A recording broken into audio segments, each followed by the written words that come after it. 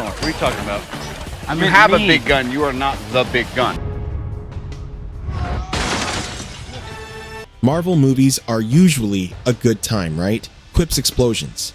Somebody's uncle turns into a tree. But every once in a while, in between the jokes and the shawarma, these movies punch you right in the gut.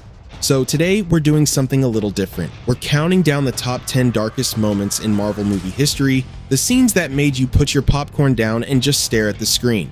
Quick heads up, obviously spoilers ahead for basically the entire MCU. If you haven't seen these yet, where have you been?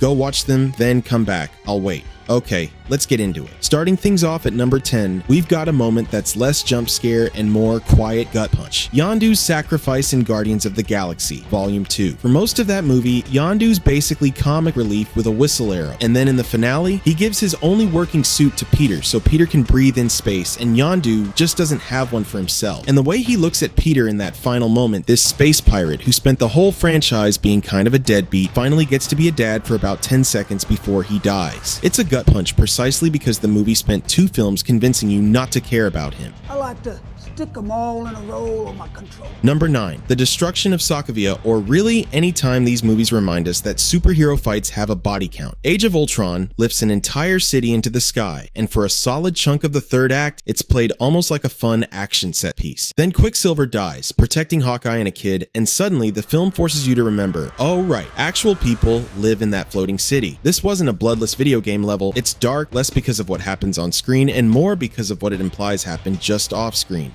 Do you know how it felt? At number 8, we've got the vault scene in Iron Man 3. No, wait, I'm kidding. Obviously, it's Killmonger's death in Black Panther. Look, darkest moments isn't just about violence. It's about ideas that stick with you. And Killmonger dying on a cliff overlooking the sunset, asking T'Challa to bury him in the ocean, with his ancestors who jumped from slave ships rather than live in bondage, that line still gives people chills. It's a villain's death scene that somehow makes the villain's argument land harder than most heroes' speeches. Whatever you try, the Wakandans will probably show up. Number 7. We're going full horror movie for this one. The extremist soldiers regenerating limbs in Iron Man. 3 guys getting their arms blown off and just growing them back mid-fight, while steam pours out of their skin like they're malfunctioning toasters. Marvel doesn't usually let itself get this body horror. It's genuinely unsettling, and it's a good reminder that this franchise can do creepy when it wants to. Thank you for that.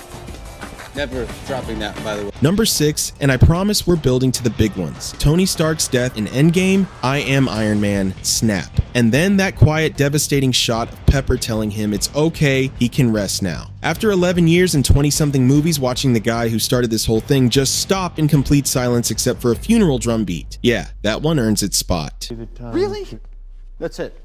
Number 5, Vision's death, and I mean his actual permanent no resurrection. Death in Infinity War. Wanda has to kill the person she loves with her bare hands to stop Thanos, and it works for about 4 seconds before Thanos rewinds time and does it himself anyway. It's the MCU, basically saying, your sacrifice, your grief, your impossible choice. Didn't matter. That's brutal storytelling, and it's exactly why it works. In the 8 years since Mr. Stark announced himself as Iron Man. Number 4, we've got to talk about Gamora Thanos, who genuinely loves his daughter. In his own twisted way, throws her off a cliff to get the Soul Stone. The stone requires a sacrifice of someone you love, and this is a villain proving to himself and to the universe that his ideology matters more to him than his own child. It's disturbing precisely because it's not framed as evil for evil's sake.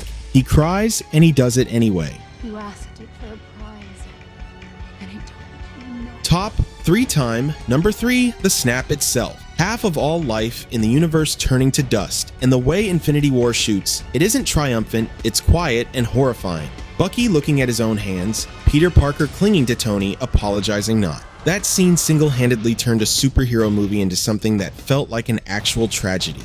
I don't want to talk about it. Number 2, Killmonger. Again, sorry, I lied, we're not done with him. His final line, just bury me in the ocean with my ancestors that jumped from ships because they knew death was better than bondage. I know I mentioned this fight already, but that line alone deserves its own spot on this list. It's one of the only times a Marvel villain's final words feel like they belong in a completely different, much heavier film, and it elevates the whole movie around it. Now because your friend murdered my father. And finally, number 1. This one's almost unanimous, the ending of Infinity War. Half our heroes turning to ash one by one in front of the people who love them. Peter Parker's I Don't Feel So Good, Bucky, T'Challa, Groot, Sam, Wanda. Gone in a matter of seconds. No music swell. Marvel movies almost always promise you a happy ending. That film ends with Thanos sitting on a porch watching a sunset satisfied the bad guy won. That's about as dark as this franchise has ever gone, and it's exactly why it's number one. Dormammu, I've come to bargain. So that's our list. Obviously, there's a ton of dark moments. We didn't get to drop your picks in the comments. I want to see what I missed. If you like this, hit subscribe, and I'll see you in the next one. Stay dark, Marvel fans.